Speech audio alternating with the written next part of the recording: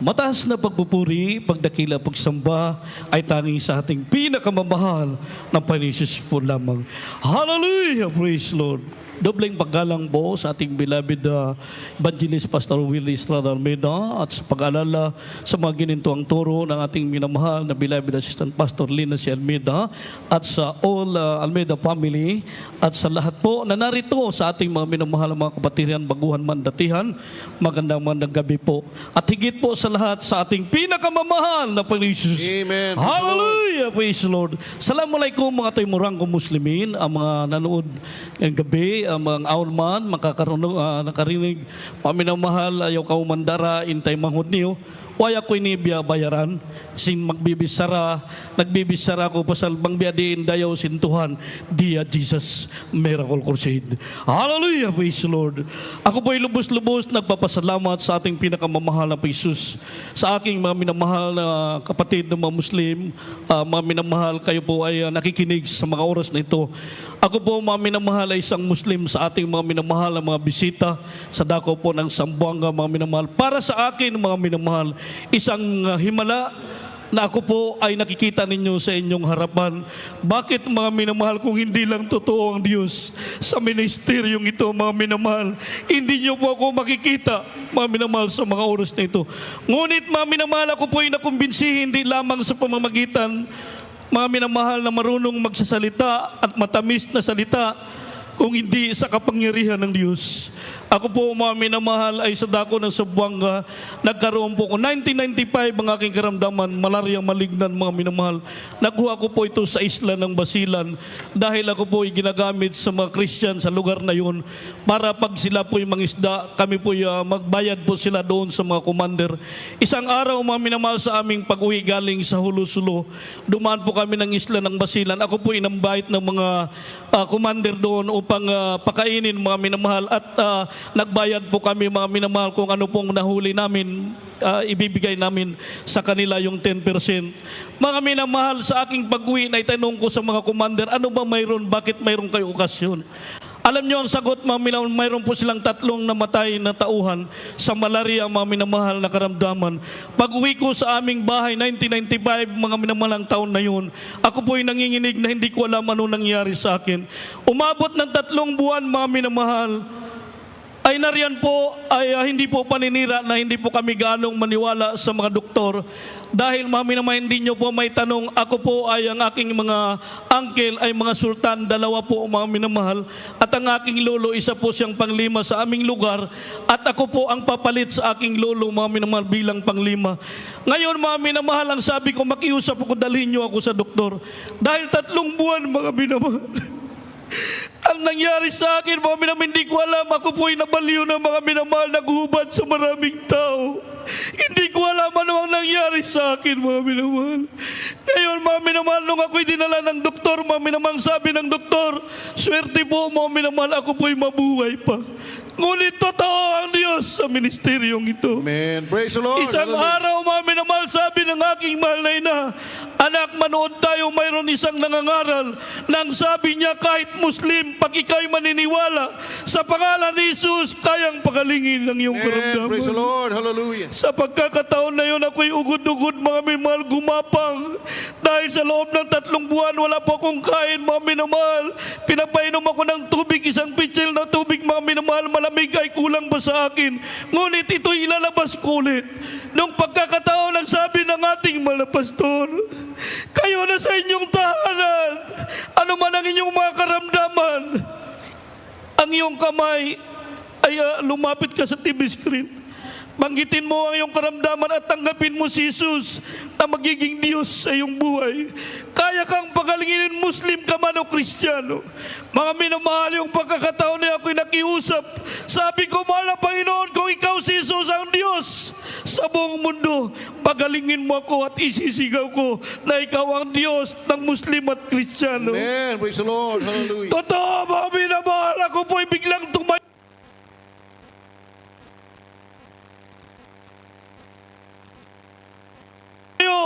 at pinagaling ng ating pinakamamahal na Panginoon Jesus. Mga minamahal, 1995, umalis po ako sa amin sa Zamboanga sa takot ng aking uncle, isang commander ng may 11 at 16 ang kanyang asawa, mga minamahal. Sabi niya, bakit ka pumunta dyan sa mga haleluya na yan? Umalis ako, mga minamahal, sa madalit sabi, narito po ako kasama ninyo noon, dumadalo, mga minamahal, tuwing gawain. Sabi ng ating malapastor na hindi ko nakakalimutan, pag hindi maniwala ang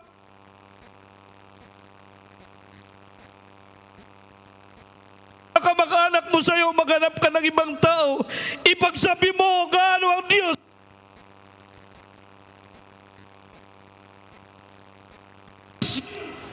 makapangyarihan. Amen. Mga minamahal, taon 2000, ako po'y bumalik sa Zamboanga. Sabi ko, hindi na ako dapat matakot dahil nakita ko ang pagliligtas ng Diyos sa ating malapastor Amen. Praise the sa Lord. dako ng Talipaw. Mga minamahal, sa madalit sabi, pagdating ko ang aking uncle na sultan, mga minamahal, ang isa pilay po siya na hindi na makalakad, nakahiga na lang. Nung tinanggap niya, mga minamahal, ang ating pinakamamahal na po Jesus, pinalakad ng ating Praise the Lord. pinakamamahal na po Hallelujah. Jesus. Yung isang uncle ko na sultan sa dako ng Zamboanga del Sur, hindi na siya makakita, pumunta sa Zamboanga. Sabi niya, anak, nabalitaan ko na ikaw ay isang manggagamot. Sabi ko, hindi, uncle. Ang Diyos na si Jesus, siya ang ating totoong Diyos. Hallelujah. Sabi niya, anak, anong gagawin ko? Paminamahal, matapang po ang ating mga beloved ordained preacher, nag-open ng Bible study doon sa amin sa kagitnaan ng mga Muslim. Ang aking uncle aming binuhat dahil ang aming mga bahay ay nasa dagat. Pagbaba ng dagat, dinala namin, mga minamahal, binabulismuhan ng aking uncle na bulag. Mga minamahal, doon ko nakita.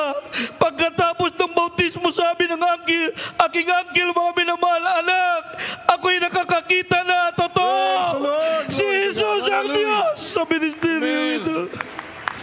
Yan, mga minamahal, isang pagkakataon, Bible study po. Ang sabi po ng ating mga beloved, mga ngaral, mga ordained preacher, kahit ang mga patay kayang buhayin dito sa Jesus Miracle Crusade, pagtanggapin mo si Jesus. Alam nyo, mga minamahal, habang nag-Bible study, mga minamahal ko, 3 oras po, ang bata ay nandoon po sa tabing dagat ay patay na. Pag-uwi po ng ating mga ngaral sa pastoral, ako po'y sumama. Doon po nagalit ang aking uncle na isang haji, mga minamahal. Kinuha niya yung patay. Ang sabi niya sa aking mama, saan na yung mga kasama mo ng mga haleluya? Ang sabi nila, kahit patay, mabubuhay.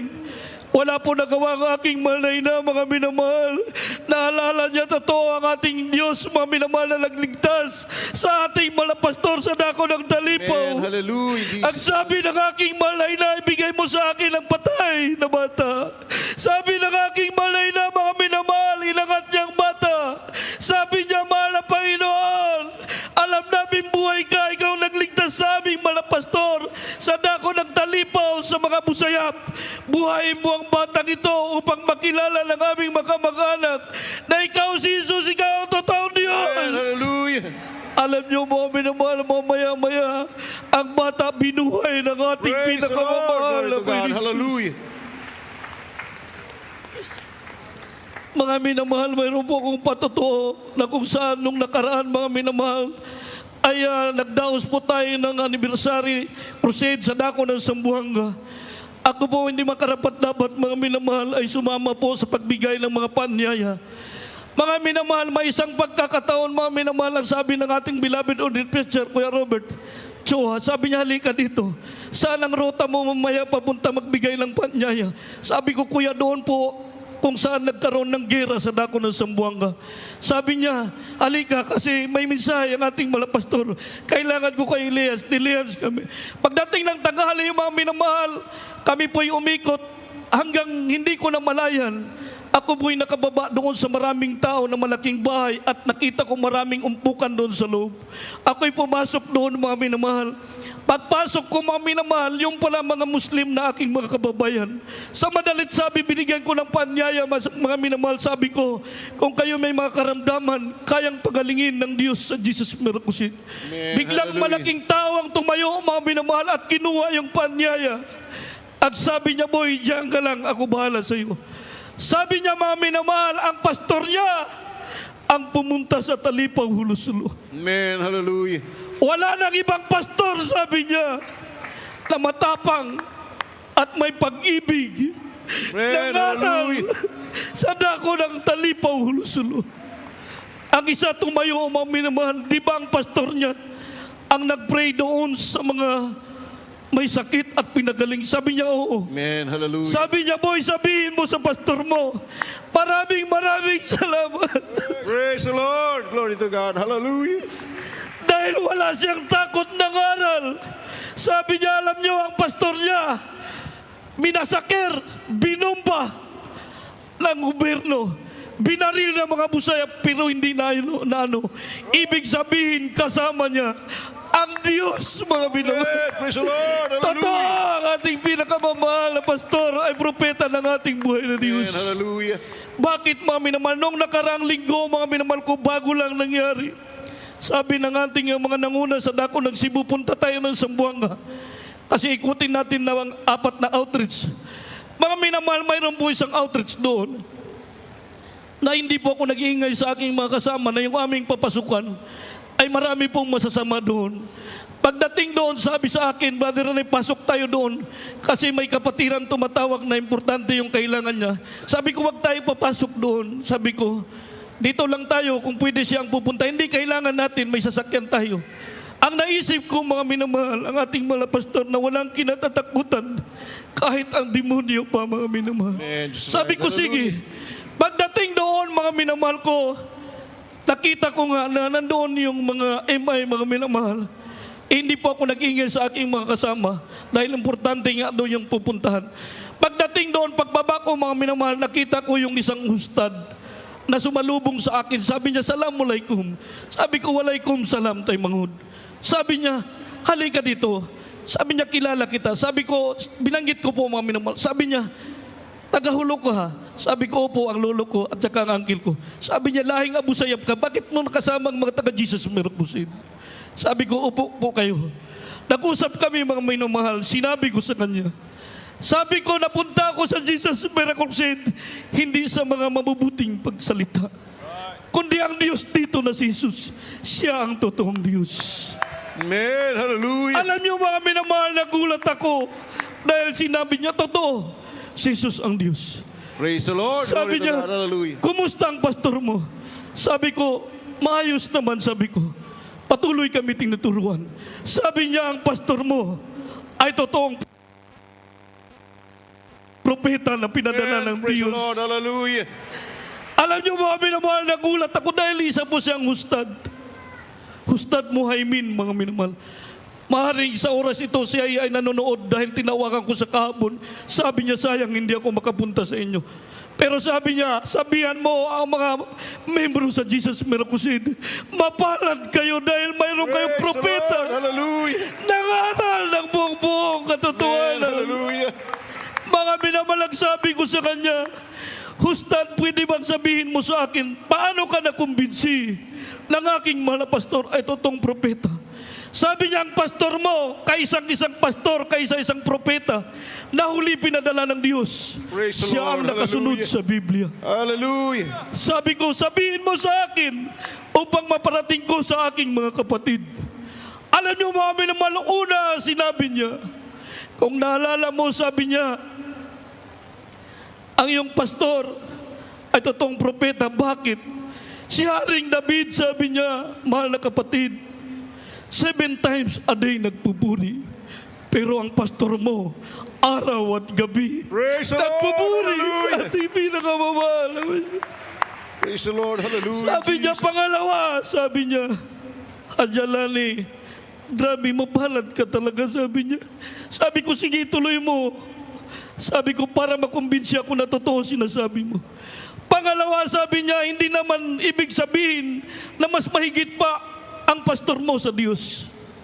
Ngunit kung maalala mo, ang mahal na Panginoong Hesus, siya ay nag-ayuno 40 days.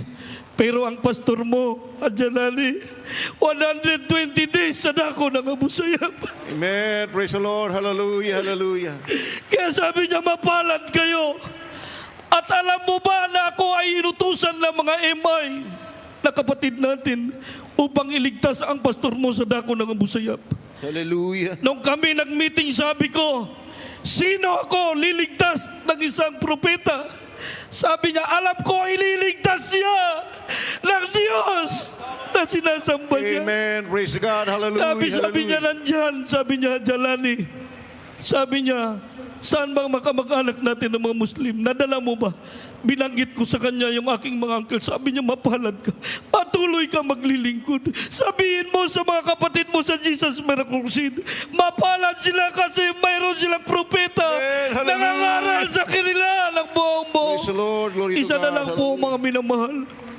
Yung panahon ng gera, mga minamahal, na kusala ng ating beloved Minister Pogs ay pumunta sa Zamboanga. Ngayon, mga minamahal, ako po'y kinakausap ng ating beloved ordained preacher, Kuya F. Diputado. Sabi niya, Brother Rene, ang ating Minister Pogs ay pupunta sa Ipil. Yung Ipil, mga minamahal, halos ubus po yung sinunog noon sa gera, pati mga bangko, ubus mga minamahal. Inaalala ko, malapit lang 11 Island doon. Sabi ko may mga commander doon, hindi pwede. Pero mga minamahal, naalala ko ulit na anak siya ng propeta ng ating Praise the Lord. pinakamamahal na Hallelujah. Diyos. Sabi ko, Kuya, di tayo pwede magtanggi. Kasi siya ang magdala sa atin, di naman tayo ang nagdala sa kanya. Sasama tayo.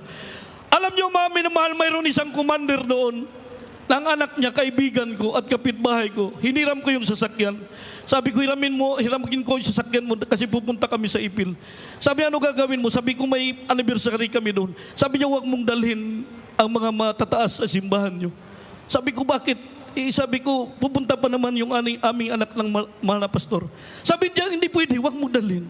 Sabi ko, hindi ako pwede magsabi doon. Sabi ko, Brad, kapatid. Sabi, hindi mo ba alam na ang mga nanggulo dito sa Zamboanga nandoon na naman? Kung anong mangyari, mananagot ka. Sabi ko, wala po ako, hindi ko kaya sabihin sa aming beloved Minister Pogs. Sabi niya, kung hindi mo kaya, sasama na lang ako. Sige, habol ako. Ako mag-escort sa kanya. Hallelujah. Alam niyo, Praise the mga Lord. minamahal, tuloy-tuloy po kami pagdating doon sa Ipil. Ang ating beloved Minister Pog, totoo po, mga minamahal, ang Diyos sa ministeryo ito.